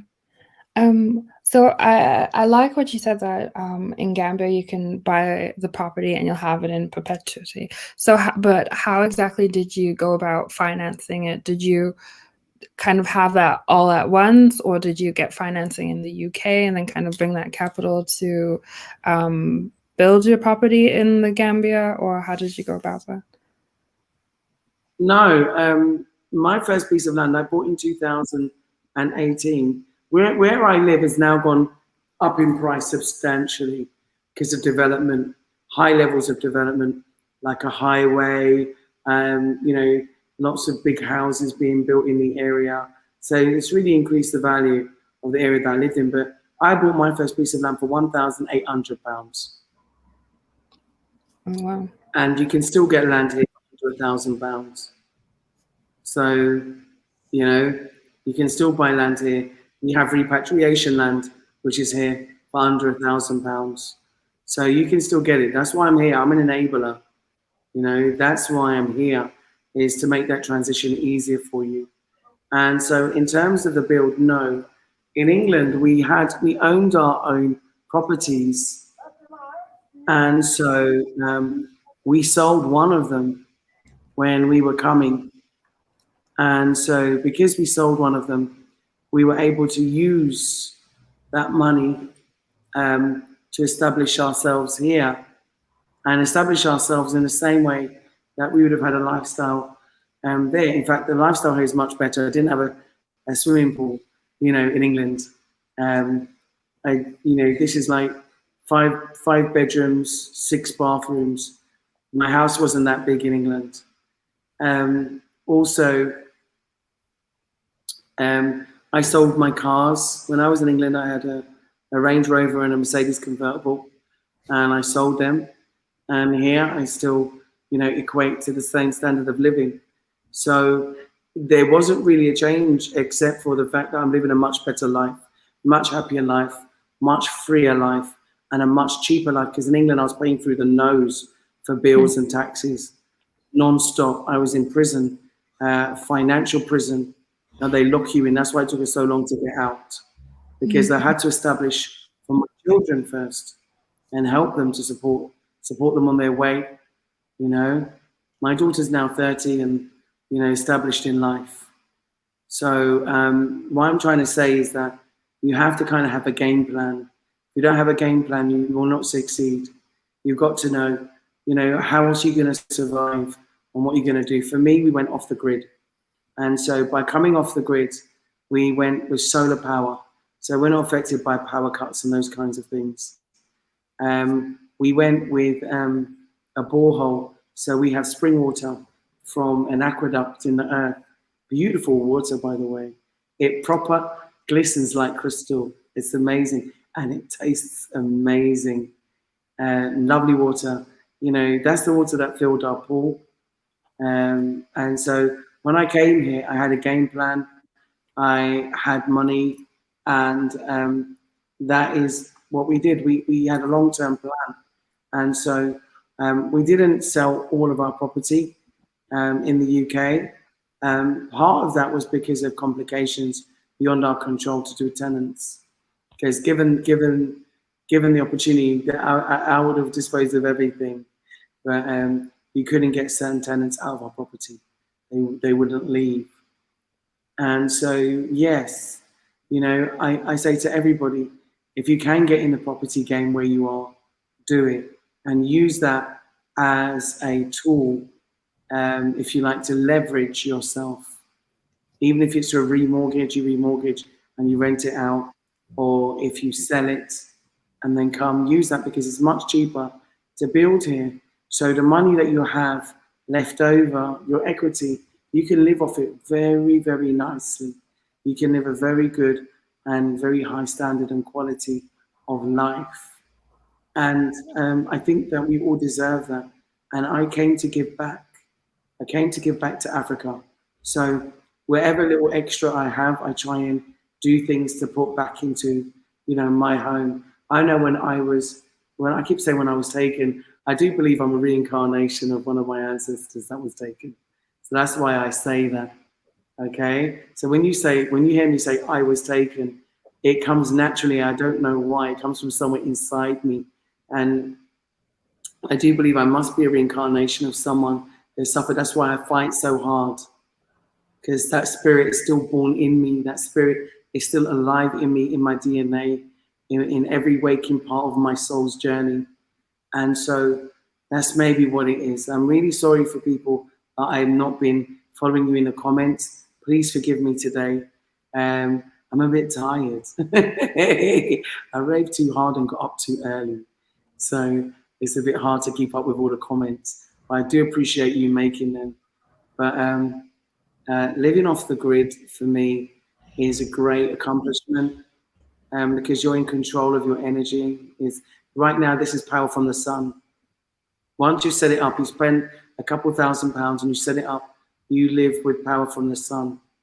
And so that's free energy. You know, once you pay the initial cost, it's free energy. Once you pay the initial cost of setting up your borehole, that's free water. You know, you can plant your bananas, you can plant your pumpkins, you can plant your watermelons. I eat off of my land. My tomatoes in my fridge right now are from my compound. My corn is from my compound. Yeah, my pawpaws are from my compound. I have orange trees. I have soursop trees. I have avocado trees. And on top of that, we have two farms, but they're community farms. And so we're able to share the produce with locals. We're able to share the seeds. So we can reseed their farms as well as reseed ours. So it's all a part of being a part of an organic and symbiotic relationship with nature, with your family here, and being a part of the community, giving back. And everybody said that was about give and take. You know what I take? I take lessons in Wolof. I take advice on culture. I take advice on how to rekindle my integral African ancestry, integral teachings of African learnedness.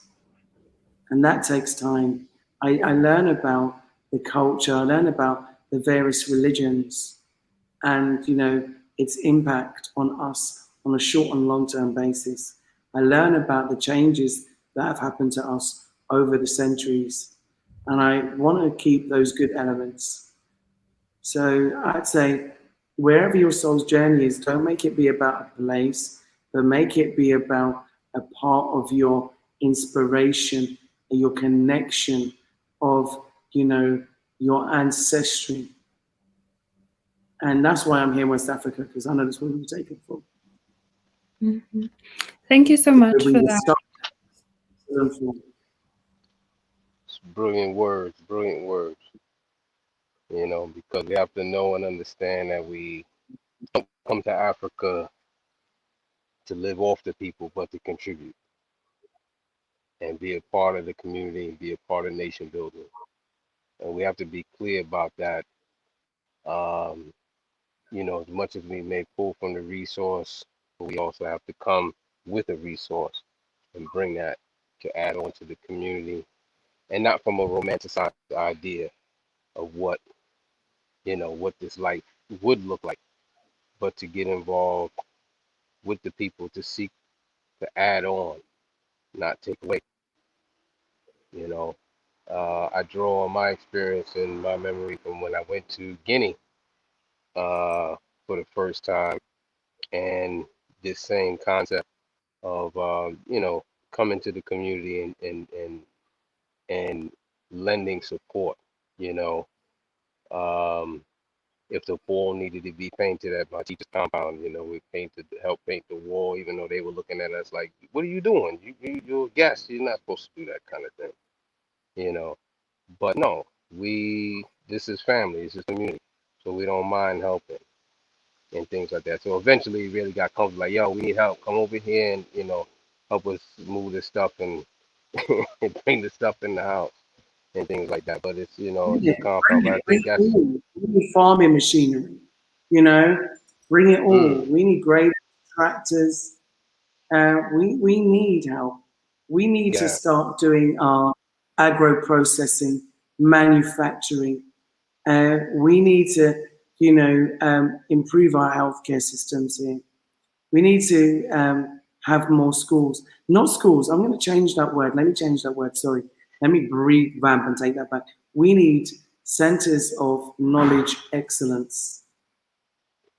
centers We, of Black excellence, centers of learning. we need to change up the education system somewhat so that we start to engage in our own curriculum. We start to engage in our own skill sets.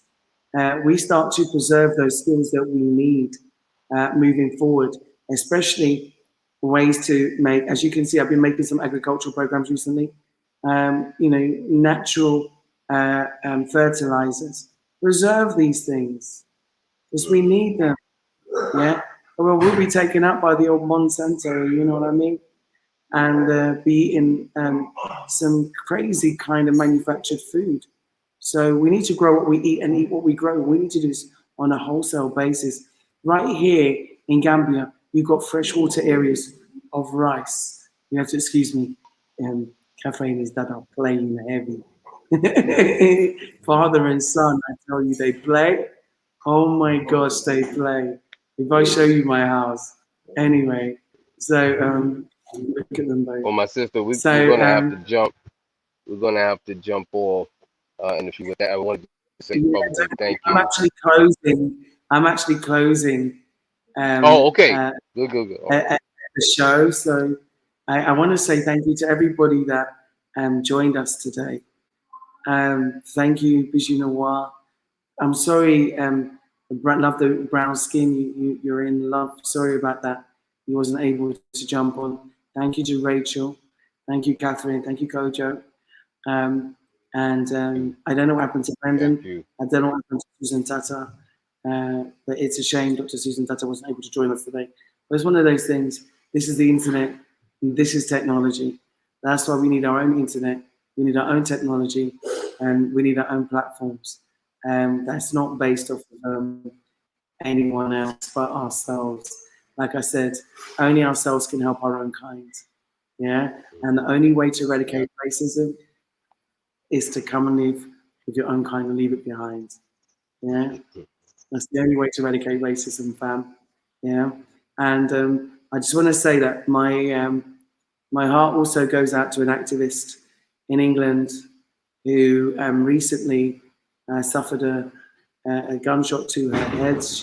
That's right. And, That's right. Salute. Yes. Yes, and also to the recent deaths of all of those beautiful young people, you know, our African brothers and sisters in America. And I want us all to start using and calling our identity. We are automatically African, and we need to have that nationhood. We need to have it. Drop the American, drop the UK, drop everything else, and just stick to African. Because once we do that, the unification will begin. We need nationhood, nation building. We need to be unified as one. And if we all call ourselves Africans, that's when the force begins. Because the force starts in your mind, from your mind out of your mouth, and out of the mouth of babes, that is where change relates. If you teach your children that you are African, they say, oh no, you're born in America, but you are African. And you are African first. You have African solidarity, African race priority, African unity. We start, really reinforcing that into our children, into our families, into our students, into our friends, into our colleagues, right? The future for us is going to be bright. We don't need AI. We need African unity, AU. Yeah, we don't need artificial intelligence. We need African unity. We can create our own technology moving on, because we are the progenitors of look at all of the inventions, African made. Whether an African was born in America, or the African was born in Jamaica, or the African was born in the UK. We've got everything from open heart surgery or to GPS, to you name it, to the computer, we made it. And we mustn't forget our powers. Yeah, we have superpowers. Africans have superpowers. We are super powerful, and we must never forget it. Okay? So on that note, I want to say to everybody, thank you so much for joining Blaxit today and joining the show. I hope I was able to give you a little insight and a little couple of exclusives as well. I hope you're able to listen to what I had to say and what everybody else had to say, and make your own assumptions and make up your own minds. And like I said, come home. Just, Africa is a mansion with many, many rooms. Choose one, just choose one.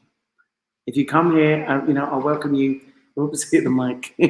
I'll welcome you with open arms, okay? I am busy, but, I'm in my office, and so you can always come, make an appointment with Eto and come see me, okay? I see some people coming here for all 3 weeks, yeah? And they don't even pick up the phone and say, yo, Jules, yeah? But it's okay. I don't mind, yeah? Just remember that I'm here for you regardless. Even if I am busy, I'm still here for you. So one love, Blaxit family.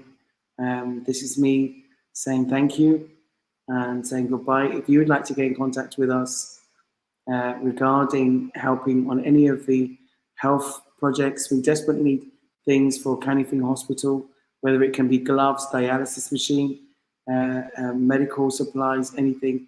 We don't even mind paying the shipping if you can get it here. We'll pay the shipping if you can just get your stuff here. Okay, so just bear that in mind and get in contact with us. Here's a number. So take a pen. I'm going to put it on the screen so you can call us. I don't want people to say, oh, you don't give out contact details. Okay, and listen, and those mad folk that like to call at 2 o'clock in the morning, don't. This is Gambian time. So you know that there's a time difference, yeah? And I call you mad, yeah? Because some of them just talk some rubbish. I answer the phone, it's 2 o'clock in the morning, and I say, hey, how you doing? And like, it's 2 o'clock in the morning, wake me up out of my bed, like, and you're screaming in my ear. So please don't do that. I'm just exactly the same as you. There's no difference between us, okay? So please just remember, it's Gambian time, okay? It's Gambian time. So I'm putting it on the screen when I say goodbye.